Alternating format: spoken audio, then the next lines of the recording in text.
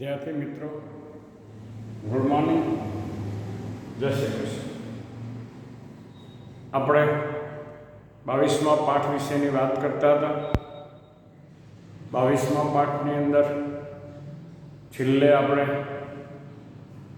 8મા ભાગની અંદર એડ્રિનલ ગ્રંથિના મધ્યકના અંતઃસ્ત્રાવ અને ત્યાર પછી સ્વાદુપિંડ સ્વાદુપિંડ વિશેની વાત કરી. સ્વાદુપિંડ આપણે વિશે ભણી ગયા છે કે એને અંતઃસ્ત્રાવી અને બહિસ્ત્રાવી ગ્રંથિ તરીકે ઓળખવામાં આવે છે. આના તરીકે અંતઃસ્ત્રાવી અને બહિસ્ત્રાવી ગ્રંથિ તરીકે ઓળખવામાં આવે છે. આ સ્વાદુપિંડમાંથી જતા અંતઃસ્ત્રાવ આપણને ચોપડીવાળાએ બે જ આપ્યા હતા, ગ્લુકાગોન અને ઇન્સ્યુલિન. ત્રીજો એક આપણે અંતઃસ્ત્રાવ જોયો હતો, સોમેસ્ટોસ્ટેટિન. કયો અંતઃસ્ત્રાવ ભણ્યા હતા? સોમેસ્ટોસ્ટેટિન. આ અંતઃસ્ત્રાવનું શું મહત્વ છે, કેવી રીતે એ શર્કરાનું નિયમન કરે છે, એના વિશેની વાત કરી હતી. તેના અભાવે શું થાય એના વિશેની વાત કરતી. હાઇપર ગ્લાયસેમિયા અને હાઇપોગ્લાયસેમિયાની ખામી અથવા ડાયાબિટીસ મેલોટિસ અને ડાયાબિટીસ ઇન્સિપિડિસ, ડાયાબિટીસ મેલોટિસ અને ડાયાબિટીસ ઇન્સિપિડિસની ખામી કયા કારણસર સર્જાય છે એના વિશેની વાત આપણે ભણી ગયા. આ પછી આપણે બીજી એક અંતઃસ્ત્રાવી ગ્રંથિ વિશે ભણીએ છીએ. આમ તો આ અંતઃસ્ત્રાવી ગ્રંથિ, જેને આપણે જાતીય અંતઃસ્ત્રાવી ગ્રંથિઓ તરીકે પણ ઓળખીએ છીએ, કે જાતીય અંતઃસ્ત્રાવી ગ્રંથિઓ તરીકે પણ ઓળખીએ છીએ. આ જાતીય અંતઃસ્ત્રાવી ગ્રંથિઓ જે છે એના વિશેની વાત કરીએ. એ પહેલો આપણે એડ્રિનલ ગ્રંથિની કેટલીક અનિયમિતતા વિશેની વાત કરીએ. એડ્રિનલ ગ્રંથિની અનિયમિતતાને કારણે બે ખામીઓ સર્જાય છે. એક તો એડિશન નામનો રોગ થાય છે અને બીજો છે કુશિંગ સિન્ડ્રોમ.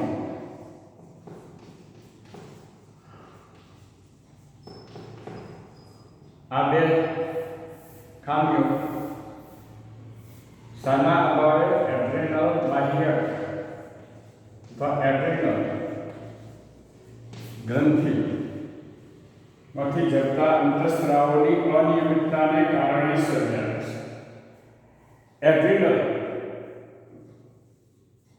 ગ્રંથિના અભાવે પહેલો જે ખામી એડિશન નામના રોગ વિશેની વાત કરીએ. આ રોગ મિનરેલોકોર્ટિકોઇડ, શાના? મિનરેલોકોર્ટિકોઇડ નામના અંતઃસ્ત્રાવની ઉણપને કારણે થાય છે. મિનરેલોકોર્ટિકોઇડ અંતઃસ્ત્રાવની ઉણપને કારણે થાય છે. અહીંયા આયર્નની અસમતુલા સર્જાય છે. આયર્નની અસમતુલા સર્જાય છે. આ અસમતુલા એ તેની લાક્ષણિકતા છે. આ રોગના ચિહ્નોમાં જોઈએ કે નબળાઈ આવવી, વજન ઘટવું, ઉલટી થવી, ઉબકા આવવા અને ઝાડા થવાનો સમાવેશ થાય છે. આ એડિશન નામના રોગના લક્ષણો જોયા. કયા લક્ષણો જોયા? તો કે નબળાઈ આવી, વજન ઘટવું, ઉલટી થવી, ઉબકા આવવા અને ઝાડા થવા વગેરેનો સમાવેશ થાય છે. શાને કારણે? આ એડિશન નામની ખામી સર્જાવાને કારણે. બીજો આપણે જોઈએ કુશિંગ સિન્ડ્રોમ. આ થવા પાછળનું કારણ છે કાર્ટિઝોલ. કયો? કાર્ટિઝોલ નામના અંતઃસ્ત્રાવનો વધુ પડતો સ્ત્રાવ. આપણે કહ્યું હતું કે બાહ્યકમાંથી કાર્ટિઝોલ પ્રકારના અંતઃસ્ત્રાવનો પણ સ્ત્રાવ થાય છે. જ્યારે આ કાર્ટિઝોલ પ્રકારના અંતઃસ્ત્રાવનો વધુ સ્ત્રાવ થાય ત્યારે આ ખામી સર્જાય છે. એના ચિહ્નોમાં જોઈએ તો કે રુધિરમાં શર્કરાનું વધુ પ્રમાણ, સ્થૂળતા અને રુધિરનું ઊંચું દબાણ, રુધિરના કદમાં વધારો થવો વગેરે લક્ષણોનો સમાવેશ થાય છે. આ આપણે શાની વાત કરી તો કે એડ્રિનલ ગ્રંથિ, તો એડ્રિનલ બાહ્યની અનિયમિતતાઓ, બે અનિયમિતતાઓ એડિશન અને કુશિંગ સિન્ડ્રોમ વિશેની વાત કરી. એક તો મિનરેલોકોર્ટિકોઇડ અને બીજો છે કાર્ટિઝોલ. આ બે અંતઃસ્ત્રાવને કારણે સર્જાતી ખામીઓની વાત કરી. હવે આપણે જોઈએ જાતીય અંતઃસ્ત્રાવી ગ્રંથિ. જાતીય અંતઃસ્ત્રાવી ગ્રંથિઓમાંથી શું થાય છે? જાતીય અંતઃસ્ત્રાવોનો સ્ત્રાવ થાય. આપણે જાતીય અંતઃસ્ત્રાવી ગ્રંથિઓના બે પ્રકાર પડ્યા હતા, નર જાતીય અંતઃસ્ત્રાવી ગ્રંથિ અને બીજો તો માદા જાતીય અંતઃસ્ત્રાવી ગ્રંથિ. નર જાતીય અંતઃસ્ત્રાવી ગ્રંથિમાં આપણે શુક્રપિંડનો સમાવેશ કરીએ છીએ. માદા જાતીય અંતઃસ્ત્રાવી ગ્રંથિમાં અંડપિંડનો સમાવેશ કરીએ છીએ. પહેલા આપણે નર જાતીય અંતઃસ્ત્રાવી ગ્રંથિ કોના વિશેની વાત કરીએ? નર જાતીય અંતઃસ્ત્રાવી ગ્રંથિ વિશેની વાત કરીએ. નર જાતીય અંતઃસ્ત્રાવી ગ્રંથિ તરીકે શુક્રપિંડનો સમાવેશ થાય છે. આ શુક્રપિંડનું સ્થાન જોઈએ તો કે પુરુષના શરીરમાં ઉદરની બહાર વૃષણ કોથળીમાં, કયો વૃષણ કોથળીમાં સંખ્યા એની એક જોડ. કેટલી હોય છે? એક જોડ. વિશિષ્ટતા તે જાતીય અંગ તેમજ જાતીય અંતઃસ્ત્રાવી ગ્રંથિ તરીકે વર્તે છે. જાતીય અંગ એટલા માટે કહીએ છીએ કે એમાંથી શું થાય છે? શુક્રકોષોનું ઉત્પાદન થાય. શુક્રપિંડમાં શુક્રકોષ જનનની ક્રિયાને અંતે શુક્રકોષો નિર્માણ થાય છે એટલે જાતીય અંગ કહેવાય. અને બીજું જાતીય અંતઃસ્ત્રાવી ગ્રંથિ કહે છે. કેમ? તો કે એમાંથી ટેસ્ટોસ્ટેરોન અને એન્ડોસ્ટેરોન નામના આ નર જાતીય અંતઃસ્ત્રાવો જેને સંયુક્ત રીતે આપણે શું કહે છે? એન્ડ્રોજન્સ તરીકે પણ ઓળખીએ. શું કહે છે? સંયુક્ત રીતે એન્ડ્રોજન્સ. નર જાતીય અંતઃસ્ત્રાવોને સંયુક્ત રીતે એન્ડ્રોજન્સ તરીકે ઓળખવામાં આવે છે. અંતઃસ્ત્રાવનો પ્રકાર જોઈએ તો કે સ્ટીરોઇડ પ્રકારના અંતઃસ્ત્રાવો છે. કયા પ્રકારના? સ્ટીરોઇડ પ્રકારના અંતઃસ્ત્રાવો છે. આનું નિયમન સેન્ટ્રલ નર્વસ સિસ્ટમ દ્વારા થતું હોય છે, એટલે કે સ્વયંવર્તી ચેતાતંત્ર દ્વારા એનું નિયમન થાય.